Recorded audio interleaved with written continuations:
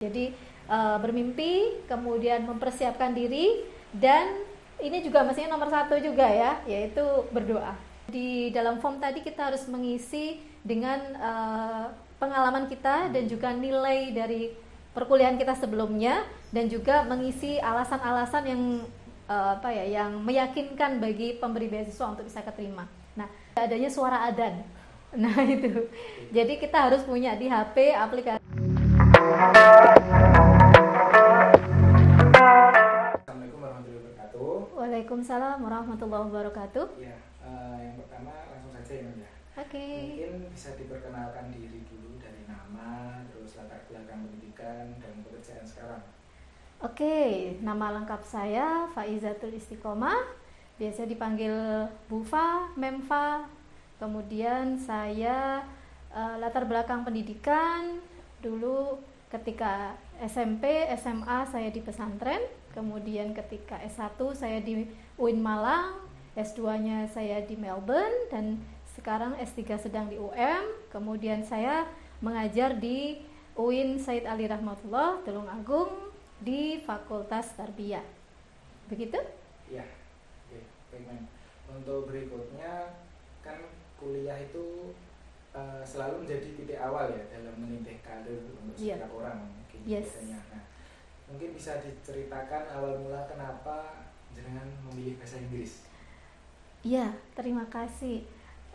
Jadi memilih bahasa Inggris itu seperti passion buat saya yang ternyata baru saya sadari kemudian. Jadi di awal dulu ketika saya SD, itu bahasa Inggris itu masih menjadi mata pelajaran yang sangat baru dan banyak sekali yang aneh gitu ya, tapi ternyata saya menyukainya. Bahkan saya pergi ke rumah guru untuk minta dilesi gitu. Kemudian ketika saya SMP, SMA saya di pesantren, di sana ketika saya di SMA itu sekitar 80% pelajaran saya bahasa Arab. Tapi justru saya malah menemukan passion saya di bahasa Inggris. Jadi dari ketika saya SMA itu kemudian kuliahnya saya memilih di bahasa Inggris sehingga sampai sekarang. Paling berkesan menurut jenengan apa pada waktu kuliah? Ketika S1? Iya, S1 dulu. Ya, ketika S1 dulu saya sih lebih fokus dengan banyak ke pelajaran ya. Jadi saya juga tidak terlalu banyak fokus di luar. Dan di situ kalau saya ingat-ingat kembali sih saya merasa kurang yang saya yang saya kerjakan gitu. Tapi ternyata yang sudah saya lakukan dulu ketika saya fokus belajar itu banyak membantu saya untuk kemudian bisa meraih nilai yang saya inginkan sehingga bisa mendaftar untuk beasiswa ketika saya S2. Di S1 saya ikut apa di luar itu, masih organisasi luar atau di luar kampus, non kampus gitu, mungkin ada pengalaman lain apa enggak? Iya, saya ada, cuman memang tidak terlalu banyak. Tapi yang terutama sekali itu ketika saya di kampus, saya juga tinggal di pesantren kembali dan menjadi pengurus pesantren ya. Waktu itu saya menjadi bendahara. Kemudian kebetulan yang menjadi pengasuhnya adalah dosen saya sendiri. Jadi saya punya pengalaman di sana. Juga saya juga aktif di perhimpunan mahasiswa bahasa Inggris sama di Sholawatan. Itu kegiatan saya selain studi. Satu hal yang dapat mempengaruhi cara pandang dalam pendidikan dari S1 sampai S3 sampai sekarang ini ada nggak, Mem? Ya banyak sekali orang yang menginspirasi saya ya. Kemudian dari situ saya banyak belajar bahwa kita hidup itu tidak untuk sendiri. Jadi mencari ilmu itu kemudian kita bagi. Jadi belajar untuk kemudian kita mengajar, itu yang saya pelajari. Mengabdi. Iya, untuk mengabdi, betul. Terus next question, awal mula bisa mengikuti beasiswa ke Aussie itu gimana? Iya, awal mulanya itu ketika saya lulus S1 kebetulan termasuk mendapatkan nilai cum laude ya. Jadi di atas 3,5 waktu itu. Yang teman-teman saya dan saya yang mendapatkan nilai cum laude diundang di kampus UIN Malang untuk dites menjadi dosen di sana. Kebetulan dari sekitar 6 teman saya yang keterima 2 orang, saya dan 1 orang teman saya yang sekarang jadi dosen di Kediri, di IAIN Kediri, dan sekarang sedang studi di Australia lagi. Nah, ketika saya mulai menjadi dosen itu, sebenarnya menjadi dosen itu bukan impian saya di awal. Saya dulu sebenarnya sangat sederhana. Saya hanya ingin menjadi translator sebenarnya, karena saya suka bahasa, suka menerjemahkan. Tapi kemudian ketika jalan saya, ternyata saya menjadi dosen, kemudian saya berpikir dosen bahasa Inggris itu kayaknya saya harus pernah merasakan tinggal di negara yang berbahasa Inggris, English speaking countries. Jadi akhirnya dari situ, dan saya juga sendiri melihat kemampuan keluarga tidak mungkin kalau saya biaya sendiri. Akhirnya saya berusaha mencari kesempatan untuk mendapatkan beasiswa ke luar negeri, terutama ke Australia, karena bagi saya itu yang paling dekat, jadi nyaman gitu untuk bisa PP-nya dari Indonesia. Kalau untuk step-stepnya mungkin bisa diceritakan? Oke, kalau untuk step beasiswa itu, jadi pertama kita mendaftar ke online ya. Sebenarnya itu sudah lama sekali, tapi saya rasa stepnya masih sama sampai sekarang. Jadi kita ke websitenya dulu namanya Australian Development Scholarship atau ADS, tapi sekarang namanya AAS, Australian Award Scholarship. Jadi kita ke websitenya di sana, bisa di googling. Kemudian dari situ kita akan membaca guidelines-nya. Kemudian kita akan download formnya. Jadi pertama kita mengisi form, dan di dalam form tadi kita harus mengisi dengan pengalaman kita dan juga nilai dari perkuliahan kita sebelumnya, dan juga mengisi alasan-alasan yang yang meyakinkan bagi pemberi beasiswa untuk bisa keterima. Nah, setelah kita mengisi form tadi, salah satunya juga kita harus punya sertifikat TOEFL ya. Nah, itu jadi TOEFL-nya di atas 500. Setelah semua lengkap, kita kirimkan, sekarang online, kalau dulu masih offline. Nanti akan ada pengumuman bahwa apakah kita masuk shortlisting atau tidak. Jadi dari sekian se-Indonesia itu akan diambil sekitar 600 untuk masuk ke tahap berikutnya. Nah, di tahap berikutnya itu adalah wawancara dan tes IELTS. Ketika wawancara dan tes IELTS ini kemudian diambil separuh peserta untuk bisa mendapatkan beasiswa. Kalau sudah lulus dari IELTS kita di atas 5,0. Nah, karena kalau IELTS beda dengan TOEFL ya. IELTS-nya itu minimal 5,0, itu nanti kita akan mendapatkan kursus persiapan. Nah, kursus persiapan itu kalau IELTS-nya paling rendah itu nanti persiapannya lama, sekitar kalau dulu sampai 9 bulan. Tapi kalau IELTS kita sudah cukup untuk kita mendaftar di kampus yang kita tuju, itu biasanya hanya bisa 6 minggu persiapannya. Jadi sangat jauh sekali perbedaannya. Kalau setelah mengikuti persiapan, kita baru akan bisa belajar di sana. Jadi tahapannya seperti itu, ada 2 tahap ya. Berarti kalau seandainya kan tadi disebutkan kita kirimkan TOEFL dulu kan dari sini ya. Kita memasukkan TOEFL sebagai salah satu persyaratan di dokumen. Kalau seandainya diganti langsung IELTS mungkin apa bisa? Boleh ya, cuman kan IELTS lebih mahal. Jadi kalau TOEFL kita lebih affordable gitu. Oke, thank you. The next questions, apa sih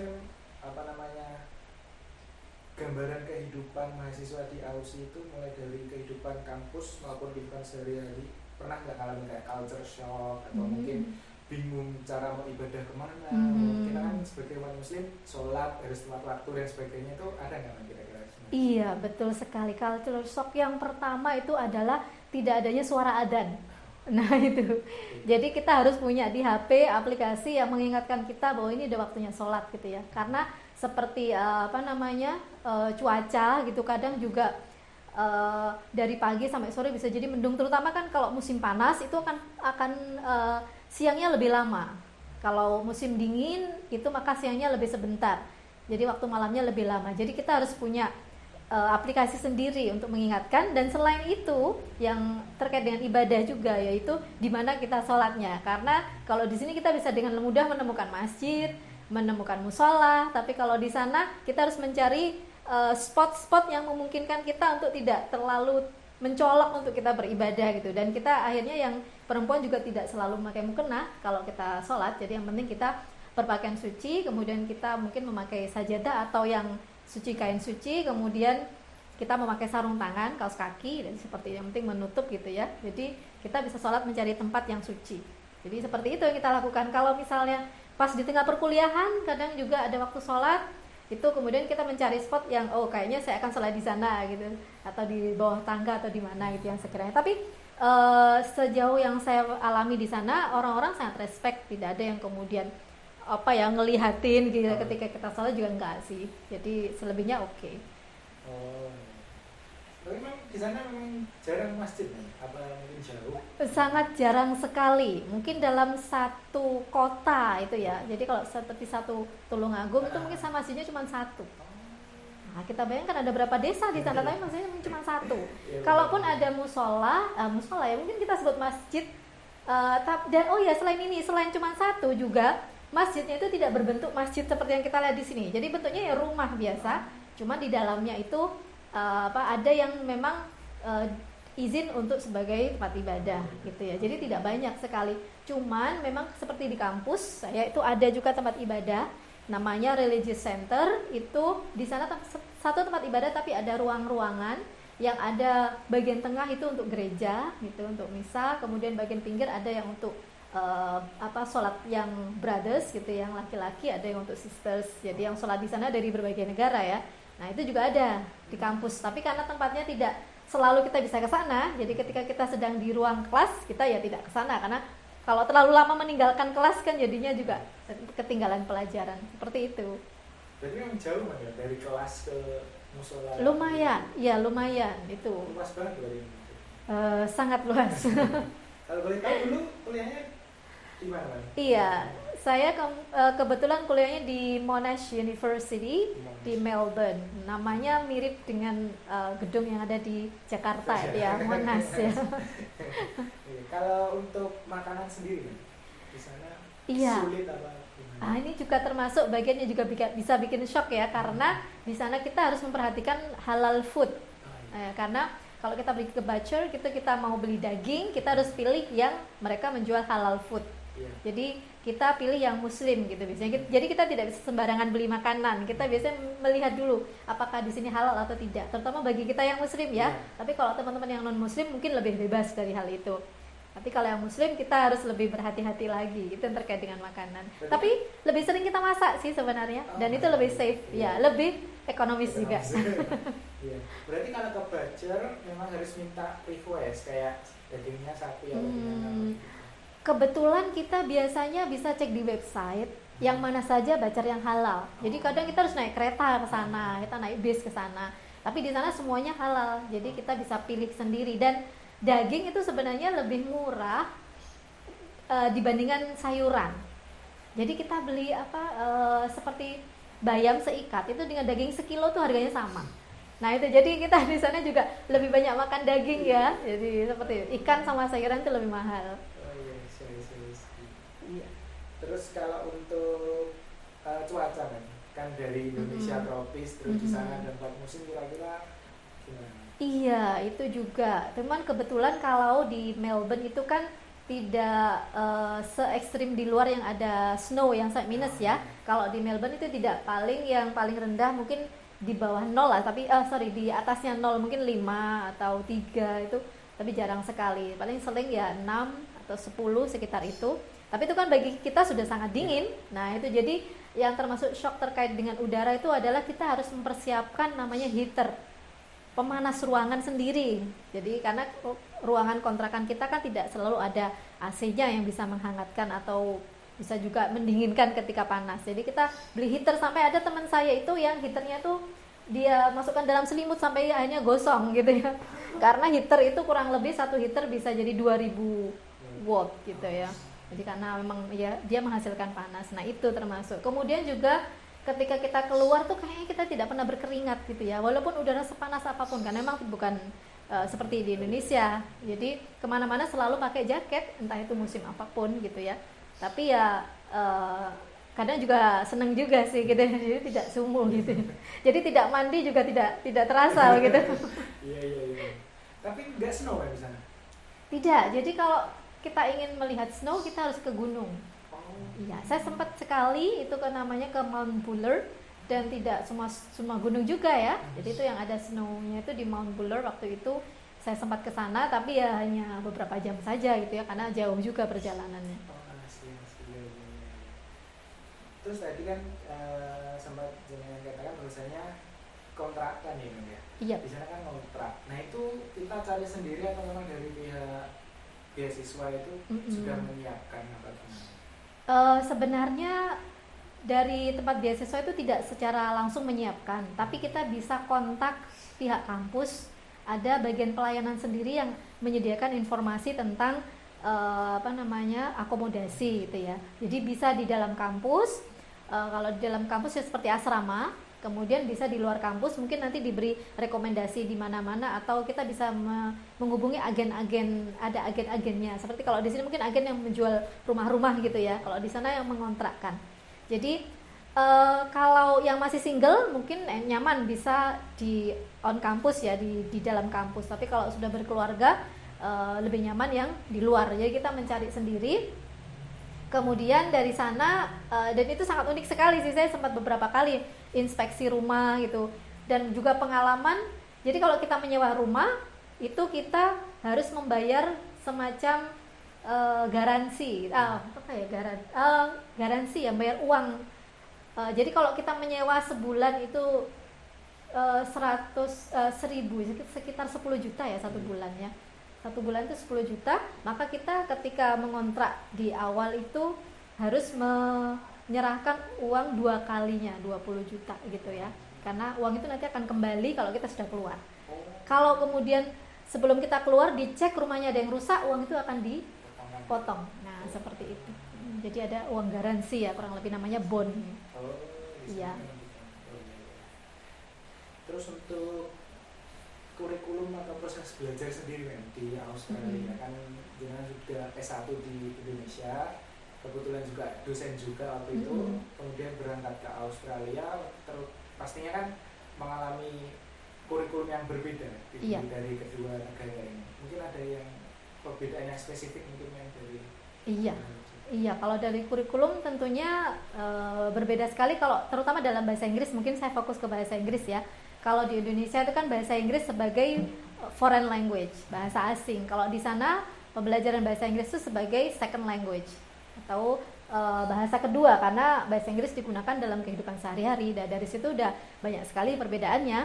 Dan kemudian kebetulan kuliah saya itu di TESOL ya, Teaching English for Speakers of Other Languages. Jadi bagi guru yang mengajar bahasa Inggris kepada non-native. Nah, itu adalah jurusan.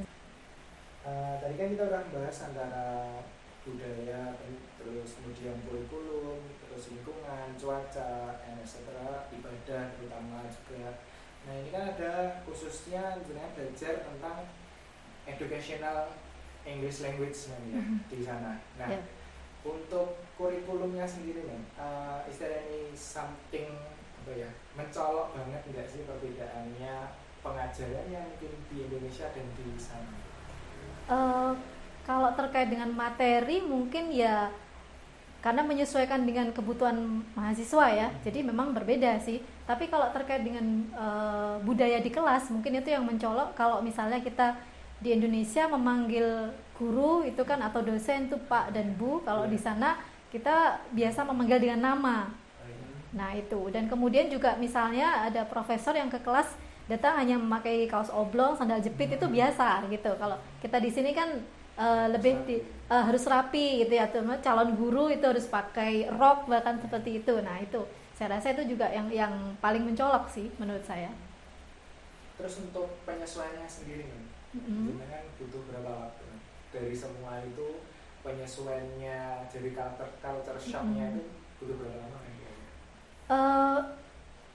Menurut saya ini yang saya sangat beruntung sekali, karena di sana tuh banyak sekali teman-teman orang Indonesia yang memang sudah di sana sebelum saya, baik itu yang kuliah ataupun yang memang permanent resident atau yang sudah tinggal di sana. Dan itu membantu sekali untuk saya dan teman-teman lebih cepat beradaptasi. Jadi akhirnya gampang mencari mana makanannya halal tempatnya, kemudian ketika ada kesulitan di kampus juga mencari informasi, mempelajari seperti ini bagaimana, oh kamu pergi ke sini begini dan sebagainya. Jadi terbantu sekali. Saya rasa tidak butuh waktu lama untuk itu.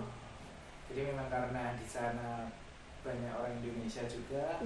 Jadi saling membantu. Betul, gitu, betul sekali. Di sana ada juga kita punya MIIS namanya, itu Monash Monash Indonesian Student Association, apa ya singkatannya? Ya itu ada MIIS itu, jadi di situ kita bisa saling share. Kadang kalau ada yang mahasiswa baru datang, itu mereka memberitahu, oh di sana ada garage sale. Garage sale itu adalah Jadi di sana orang Australia itu sering sekali mereka secara reguler itu menjual barang-barangnya, barang bekas dengan harga yang sangat murah sekali. Nah itu biasanya kita bisa mengetahui, oh di sana ada, jadi kita ke sana. Jadi beli barang-barang itu kayak kadang justru ada juga hari pembuangan. Jadi kayak microwave, kulkas itu dibuang. Itu kita mencari di mana ada pembuangan, di sana kita ambil gitu. Tapi begitu kita mau pulang nanti kita buka garage sale. Ini kita berikan ke teman Indonesia atau yang mungkin berarti kita jual dengan harga murah. Jadi seperti itu. Kemudian next question ya. Dari banyak kan ini dari dengan juga udah berpengalaman dalam berjalan pendidikan, sekarang udah S3 juga pernah ke Aussie. Mungkin kan tema kali ini kan how to go there gitu kan, maksudnya ke abroad, studi abroad. Nah ada nggak sih kan tips atau triknya untuk teman-teman yang di luar sana, bagaimana sih cara mendapatkan beasiswa ke luar negeri, terutama yang ingin sekali, dan bisa diceritakan secara mendetail kira-kira bagaimana? Iya, betul sekali. Kalau menurut saya sekarang ini malah teman-teman itu sudah lebih beruntung ya, karena sekarang beasiswa lebih banyak. Jadi untuk keluar negeri seperti ke Australia ataupun ke negara lain itu banyak sekali pilihannya. Jadi teman-teman yang perlu dilakukan adalah selalu aktif mencari informasi. Selain ketika masih S1 ya berarti harus fokus juga memperhatikan agar nilainya itu bisa stabil atau meningkat. Jadi nilai akhirnya itu kalau bisa jangan sampai di bawah 3. Syukur-syukur kalau bisa di atas 3,5 gitu ya, karena itu juga jadi pertimbangan juga. Kemudian selain itu yang saya lihat sekarang juga teman-teman itu juga penting untuk aktif punya kegiatan di luar yang di sana terkait dengan pengabdian itu ya. Jadi itu juga menjadi poin lebih menurut saya sekarang. Jadi teman-teman juga selain kuliah juga bisa melakukan hal-hal yang terkait dengan kemanusiaan, dan itu juga bisa menjadi bahan pertimbangan tambahan bagi pemberi beasiswa. Jadi memang kalau seandainya kita volunteering ya memangnya. Iya, betul. Itu memang dapat nilai plus dari pihak pemberi beasiswa. Betul sekali. Sebenarnya tidak hanya volunteer ya. Jadi kalau teman-teman bisa kreatif, bisa dapat uang, tapi juga bisa bermanfaat untuk banyak orang. Nah, itu juga bisa jadi nilai plus sekarang. Oh gitu ya. Oke, thank you. Ya. Untuk berikutnya hal-hal yang diperhatikan dari jenengan ini jadi dosen di UIN 1 Tulungagung, dan juga pernah kuliah di Aussie juga. Sebagai dosen itu ada nggak sih perbedaan mahasiswa luar negeri dan mahasiswa di Indonesia sendiri? Iya, kalau dari segi mahasiswanya, kalau untuk S2 di sana saya merasa bahwa memang yang paling dikedepankan itu adalah autonomous learning ya. Jadi bagi saya dan teman-teman yang berusaha belajar sendiri, mencari mencari informasi atau mencari pengalaman sendiri, misalnya ketika kita ada tugas dari dosen atau tidak ada tugas tapi kita tetap berusaha ke perpustakaan, membaca, kemudian kita juga bersosialisasi, pergi berteman dengan orang-orang Australia. Di situ kita bisa mendapatkan lebih banyak. Tapi kalau kita hanya fokus menunggu dosennya memberikan tugas, menunggu perkuliahan di kelas, maka kita dapatnya hanya itu saja gitu. Jadi makanya sangat di-encourage itu untuk kita lebih aktif sendiri di dalam kelas ataupun di luar kelas di sana. Jadi perbedaannya memang kalau di sana self aktif gitu ya. Jadi diri kita sendiri harus berusaha untuk aktif untuk di lingkungan, di dalam pendidikan, di kampus dan sebagainya. Betul sekali ya. Tapi kalau di Indonesia sendiri bukannya juga seperti itu ya? Sekarang menurut saya sudah lebih ke situ, tapi kalau sebelumnya saya lihat masih belum ya. Iya, jadi memang kurikulum terbaru ini ya, Mas? Iya, sekarang lebih aktif ya. Oke, Mas, the last question nih. Pesan-pesan untuk mahasiswa yang sedang kuliah maupun yang sudah lulus dan mempunyai cita-cita untuk kuliah ke luar negeri. Oke, pesan-pesan. Pesan saya yang pertama adalah have a dream. Jadi punyalah mimpi setinggi mungkin. Karena kalaupun jatuh, paling tidak kita bisa jatuh di bawah sedikit gitu ya. Maksud saya tetap saja, karena bermimpi itu kan gratis gitu. Jadi karena bermimpi gratis, bermimpilah sebanyak mungkin, setinggi mungkin. Kemudian kita bisa memasang foto apa mimpi kita sehingga kita bisa teringat, fokus. Kemudian ketika di tengah-tengah kita merasa frustasi atau merasa putus asa, kita mengingat kembali, oh saya ingin ke sana. Jadi itu kemudian membuat kita termotivasi kembali. Itu karena saya dulu juga tidak pernah berpikir, bahkan banyak sekali yang merasa ini anak pesantren yang juga bukan pesantren yang terkenal gitu ya saya dulu, tapi ternyata bisa juga kuliah ke luar negeri. Bahkan saya juga berasal dari desa kecil gitu, yang saudara-saudara dan tetangga-tetangga saya jangankan yang S2 ya, mungkin yang sekolah sampai SMA aja juga tidak banyak gitu. Jadi dari situ pertama adalah bermimpi, kemudian yang kedua tentunya tidak hanya bermimpi dan begitu saja, tapi bagaimana cara kita step by step mewujudkan mimpi kita tadi, yaitu dengan apa? Yang pertama ya tentunya belajarnya bersungguh-sungguh. Jadi barang siapa yang bersungguh-sungguh, seperti dikatakan bahwa yang namanya proses itu tidak akan mengkhianati hasil itu ya. Jadi apa yang kita lakukan itu pasti kita akan kembali kepada kita sendiri. Kita berusaha dengan baik, maka kebaikan akan kembali kepada kita. Kita berusaha untuk belajar sungguh-sungguh, pasti kita mendapatkan nilai yang baik. Kemudian kalau belum, kita bisa meningkatkan lagi gitu. Jadi bermimpi, kemudian mempersiapkan diri, dan ini juga mestinya nomor 1 juga ya, yaitu berdoa. Jadi bagi saya tuh sebenarnya kalau dikatakan am I smart, am I the best one, I don't think so. Jadi saya merasa saya bukan orang yang brilian gitu, bukan orang yang paling pandai, tapi saya merasa saya tuh orang yang beruntung. Ya, jadi keberuntungan itu juga bisa kita dapatkan dari kesungguhan dan juga dari doa yang telah kita panjatkan, juga doa dari orang-orang terdekat kita, orang tua dan juga orang-orang di sekitar kita. Thank you for your time.